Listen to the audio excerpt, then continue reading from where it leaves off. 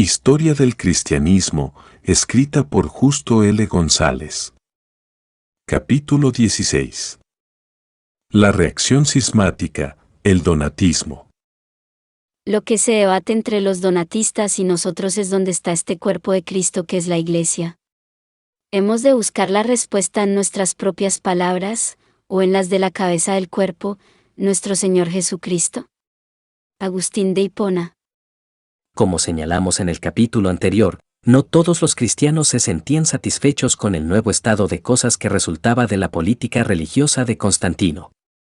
Pero, mientras los monjes sencillamente se retiraron al desierto sin romper sus lazos con la Iglesia, hubo muchos otros que sencillamente declararon que el resto de la Iglesia se había corrompido y que ellos eran la verdadera Iglesia. De los muchos grupos que adoptaron esta actitud, el más numeroso y duradero fue el donatismo. El donatismo surgió de una cuestión escabrosa con la que ya nos hemos topado en la primera sección de esta historia. Se trata de la cuestión de los caídos. Después de cada periodo de persecución violenta, la Iglesia tenía que enfrentarse a la cuestión de qué hacer con los que habían sucumbido ante las amenazas o las órdenes de las autoridades y ahora pedían ser restaurados a la comunión de la Iglesia.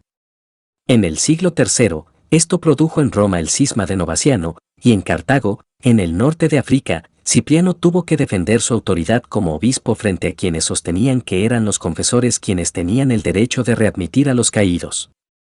Ahora, en el siglo IV, la cuestión cobró particular importancia en la misma región. Allí la gran persecución había sido más violenta y producido más apóstatas que en cualquiera otra parte del imperio. Obispos hubo que entregaron a las autoridades sus copias de las Escrituras para evitar mayores calamidades sobre sus congregaciones. Otros entregaron libros heréticos, haciéndoles creer a las autoridades que se trataba de las Escrituras cristianas. Otros obispos y laicos sucumbieron a la presión del Estado y adoraron a los dioses paganos. De hecho, el número de estos últimos fue tan grande que algunos observadores nos cuentan que hubo días en que las gentes no cabían en los templos paganos. Por otra parte, no faltaron cristianos que se mantuvieron firmes en la fe y que por causa de ello sufrieron cárceles, torturas y muerte. Como en otros casos anteriores, los miembros de este grupo que lograron sobrevivir recibieron el título de confesores y se les veneraba por la firmeza de su fe. Pero algunos de ellos, a diferencia de los confesores del tiempo de Cipriano, se mostraron harto rigurosos para con los que habían seguido otro camino. Entre estas personas a quienes los confesores rigoristas condenaban estaban los obispos que habían entregado las Escrituras, pues, decían los confesores, si alterar una tilde de las Escrituras es un pecado tan grande, cuanto mayor no lo será entregarlas para que sean destruidas. Así se empezó a dar a algunos obispos y otros dirigentes el título ofensivo de traditores, literalmente, entregadores. En esto estaban las cosas cuando, poco después de cesar la persecución, el episcopado importantísimo de Cartago quedó vacante. Ceciliano fue electo obispo. Pero esta elección no contaba con la simpatía popular y pronto fue electo otro obispo rival, Mayorino. En estas elecciones hubo por ambas partes intrigas y maniobras que no es necesario reseñar aquí. Baste decir que cada uno de los partidos tenía suficientes razones para decir que el proceder de sus contrarios había sido, a lo menos, irregular. Cuando Mayorino murió poco tiempo después de ser electo obispo, sus partidarios eligieron como su sucesor a Donato de Casanegra, quien dirigió la política de sus seguidores por más de 40 años. Por esa razón esos seguidores recibieron el nombre de donatistas. Naturalmente, el resto de la Iglesia no podía tolerar este estado de cosas, pues solo era dable reconocer como legítimo a un obispo de Cartago, y no a dos que se disputaban el cargo. Pronto el obispo de Roma, y varios otros de las ciudades más importantes del imperio, declararon que Ceciliano era el verdadero pastor, y que Mayorino, y después Donato, eran usurpadores. Constantino siguió la misma pauta, y envió instrucciones a sus representantes en el norte de África en el sentido de que reconocieran solo a Ceciliano y los que estaban en comunión con él. Esto tenía importantes consecuencias prácticas, pues Constantino estaba promulgando legislación en favor de los cristianos, tales como la exención de impuestos para los clérigos. Solo quienes estaban en comunión con Ceciliano podrían entonces gozar de tales beneficios, así como de importantes donativos que Constantino estaba haciendo directamente a la Iglesia. ¿Cuáles fueron las causas del cisma donatista? Hasta aquí no hemos hecho más que narrar la historia externa de sus comienzos. Pero el hecho es que el cisma tenía profundas raíces tanto teológicas como políticas y económicas. La justificación teológica del cisma se encontraba en la vieja cuestión de la restauración de los caídos en tiempos de persecución. Según los donatistas, uno de los 3 obispos que habían consagrado a Ceciliano era traditor, es decir, había entregado las escrituras, y por tanto esa consagración no era válida. Ceciliano y los suyos respondían diciendo, primero, que el obispo en cuestión no era de hecho traditor y, segundo, que aunque lo fuese su acción de consagrar a Ceciliano era todavía válida. Luego, aparte de la cuestión factual de si ese obispo, y otros en comunión con Ceciliano, había flaqueado, estaba la cuestión doctrinal de si una ordenación o consagración hecha por un obispo indigno era válida o no. Los donatistas decían que la validez de tal ordenación dependía de la dignidad del obispo. Ceciliano y los suyos respondían que la validez de los sacramentos no depende de la dignidad de quien los administra, pues en ese caso estaríamos constantemente en dudas acerca de si nuestro bautismo es o no válido, o si verdaderamente estamos recibiendo la comunión, ya que nos es imposible saber a ciencia cierta el estado interior del alma del ministro que nos ofrece tales sacramentos. Si los donatistas tenían razón, esto quería decir que Ceciliano no era verdaderamente obispo, y que por tanto todos los que eran ordenados por él eran falsos sacerdotes, cuyos sacramentos no tenían validez alguna. Y lo mismo podía decirse, según los donatistas, de otros obispos acerca de cuya consagración no había duda alguna, pero que ahora se habían unido en la comunión a gentes indignas como Ceciliano y los suyos. Tampoco sus sacramentos eran ya válidos, pues se habían contaminado. Luego, si algún miembro del partido de Ceciliano decidía unirse a los donatistas, estos le hacían rebautizar.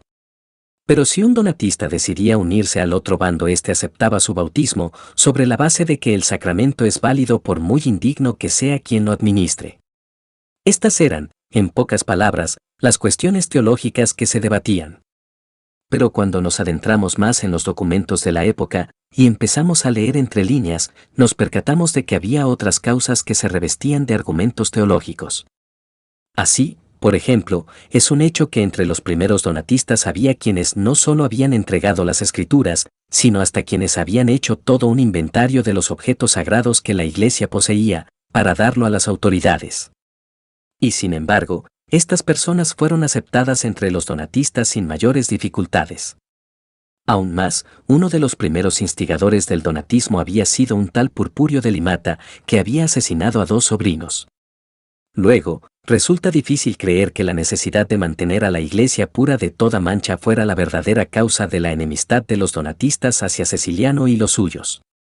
De hecho, los 2 bandos pronto se dividieron según grupos sociales y geográficos. En Cartago y la región al este de esa ciudad, la región que se llamaba África proconsular, Ceciliano tuvo bastantes seguidores. Pero al oeste, en la región de Numidia, el donatismo era poderosísimo. Esto se relaciona al hecho de que durante varias generaciones la Numidia se había sentido explotada por los elementos en Cartago que participaban del comercio y otros contactos con Italia.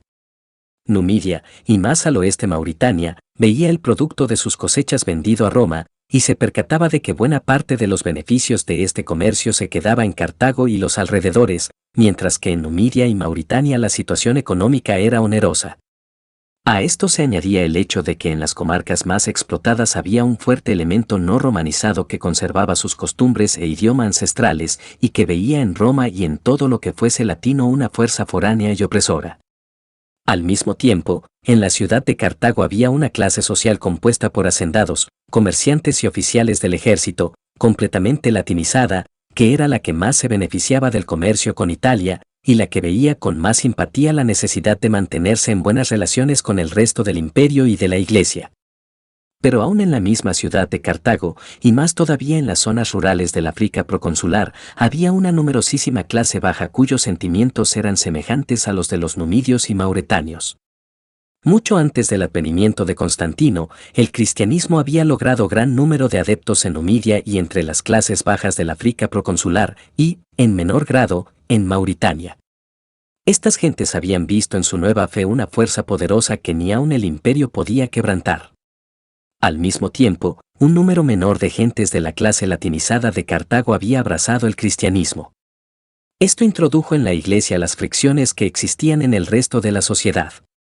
Pero en esa época las gentes de clase alta que se unían a la Iglesia se veían obligadas en cierta medida a romper algunos de sus vínculos con el imperio, y por tanto las tensiones dentro de la Iglesia no eran insoportables. La situación cambió con el advenimiento de Constantino y la paz de la Iglesia. Ahora el ser cristiano era bien visto por las autoridades. Se podía ser buen romano y buen cristiano al mismo tiempo. Y las clases latinizadas empezaron a convertirse en grandes números. Para otras personas de la misma esfera social que se habían convertido antes, esto era un hecho positivo, pues su decisión anterior se hallaba ahora corroborada por otras personas de importancia.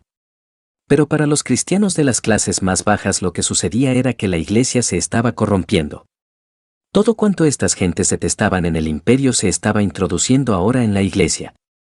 Pronto los poderosos, los que dominaban la política y la economía, dominarían también la Iglesia. Era necesario oponerse a esa posibilidad, recordándoles a los poderosos advenedizos que cuando ellos estaban todavía adorando a sus dioses paganos ya los pobres y supuestamente ignorantes numidios, mauritanos y otros, conocían la verdad. Todo esto puede verse en las distintas etapas del conflicto donatista. Ceciliano fue electo con el apoyo de la clase latinizada de Cartago. A su elección se opusieron las clases bajas del África proconsular y casi todo el clero y el pueblo de Numidia. Casi antes de haber recibido un informe detallado acerca del conflicto, Constantino decidió que el partido de Ceciliano era la Iglesia legítima. Lo mismo decidieron los obispos de las grandes ciudades latinas y a la postre también las griegas. Por su parte, los donatistas no vacilaron en aceptar el apoyo de los clérigos numidios que habían sucumbido durante la persecución. Esto no quiere decir que el donatismo fuera desde sus orígenes un movimiento conscientemente político. Los primeros donatistas no se oponían al imperio, sino al mundo, aunque para ellos muchas de las prácticas del imperio eran características del mundo. En varias ocasiones trataron de persuadir a Constantino de que había juzgado mal al fallar en pro de Ceciliano. Y todavía en época de Juliano, bastante avanzado el siglo IV, tenían esperanzas de que las autoridades vieran la justicia de su causa. Pero alrededor del año 340 apareció entre los donatistas el bando de los circunceliones, palabra que se deriva del latín circuncellas, que quiere decir alrededor de las capillas o de los almacenes. Los circunceliones eran mayormente campesinos numidios y mauritanos de ideas donatistas que seguían prácticas terroristas. Sus cuarteles se encontraban generalmente en las tumbas de los mártires, donde había tanto una capilla como amplios graneros, y es por esto que recibieron el nombre de circunceliones. Aunque algunos historiadores han dicho que no eran sino bandidos que se hacían pasar por gentes religiosas, la verdad es otra. Los circunceliones llevaban su fe hasta el fanatismo. Para ellos no había fin más glorioso que el martirio, y ahora que el Estado no perseguía a los cristianos, los circunceliones que morían peleando contra los poderosos se consideraban también mártires. En algunos casos, el deseo de ser mártires llegaba a tal punto que había suicidios en masa, saltando de lo alto de un precipicio. Todo esto puede muy bien ser fanatismo. Pero ciertamente no es la hipocresía de quien toma una posición religiosa para encubrir sus tropelías. El impacto de los circunceliones fue grande. A veces los dirigentes donatistas de las ciudades los condenaron y trataron de separarse por completo de ellos. Pero en ocasiones, cuando el donatismo organizado necesitaba una fuerza de choque, acudió a los circunceliones. En todo caso, llegó el momento en que las haciendas más apartadas tuvieron que ser abandonadas por temor a ellos. Los viajes por el interior del país se hicieron imposibles para las gentes ricas. Y en más de una oportunidad los circunceliones llegaron hasta los bordes mismos de ciudades importantes. El crédito sufrió y el comercio se paralizó. Frente a esta situación, las autoridades romanas apelaron a la fuerza. Hubo persecuciones, intentos de persuadir, grandes matanzas y ocupación militar. Pero todo fue en vano. Los circunceliones representaban un descontento popular profundo, y el movimiento no pudo ser extirpado. Como veremos más adelante, poco después los vándalos invadieron la región, y con ello terminó el dominio latino sobre ella. Pero aún bajo los vándalos el movimiento no desapareció. En el siglo VI el Imperio Romano de Oriente, cuya capital era Constantinopla, conquistó la región. Pero los circunceliones no desaparecieron. No fue sino después de la conquista del norte de África por los musulmanes, en el siglo VII, que el donatismo y los circunceliones dejaron de existir. En conclusión, el donatismo, y en particular los donatistas radicales, o circunceliones, fue una reacción más a las nuevas circunstancias producidas por la conversión de Constantino. Mientras algunos recibieron el nuevo orden con los brazos abiertos, y otros protestaron retirándose al desierto, los donatistas sencillamente rompieron con la Iglesia que se había aliado al imperio. Queridos amigos, si les gustó este capítulo no olviden darle like, suscribirse y ver el próximo capítulo que les dejo en la descripción. Nos vemos allá.